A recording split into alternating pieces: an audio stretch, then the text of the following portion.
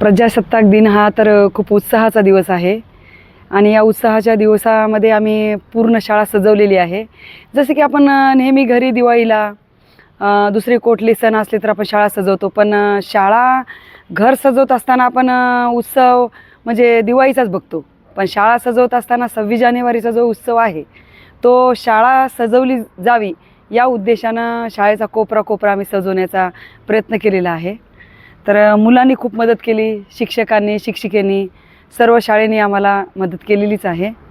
आणि तुमच्या समोरच दिसते सर्व शाळा खूप छान सजवली.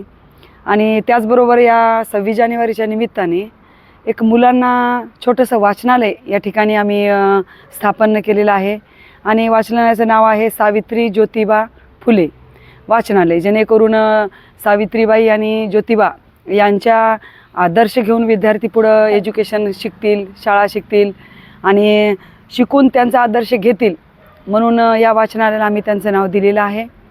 आणि त्याचबरोबर एक भारताचा छोटासा नकाशा आम्ही काढलेला आहे की आपला भारत देश हा कृषीप्रधान देश आहे आणि कृत्रिमरित्या नकाशा काढण्यापेक्षा एखादी चार्ट चिटकवण्यापेक्षा आम्ही त्याच्यामधून एक गव्हाच्या स्वरूपामध्ये धान तयार केले, जे की कृषीप्रधान देश असल्यामुळं शेतकऱ्यांचं धान आम्ही पिकवून हा नकाशा तयार केलेला आहे, जेणेकरून मुलांना त्या शेतकऱ्याबद्दल कळकळ निर्माण होईल आणि भारत देश हा कृषीप्रधान देश कसा आहे हे प्रॅक्टिकली त्यांना कळेल या स्वरूपामध्ये आम्ही हा नकाशा तयार केलेला आहे.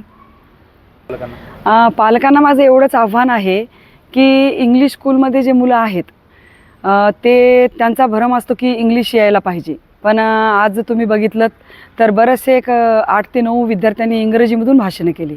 म्हणजे असं नाही की इंग्लिश स्कूलला टाकल्यावरच इंग्लिश येते, पण मराठी शाळेमध्ये आल्यावरसुद्धा पूर्ण विषयाकडं आम्ही लक्ष देतो आणि इंग्रजी पण कडे लक्ष देतोच.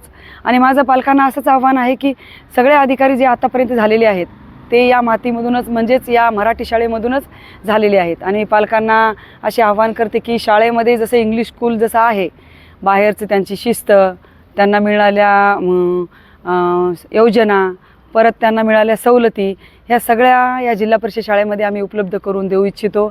आणि पालकांना फक्त 1 वर्ष तुमचं मूल या शाळेमध्ये दाखल करून पाहावं अशी माझी मनापासून इच्छा आहे.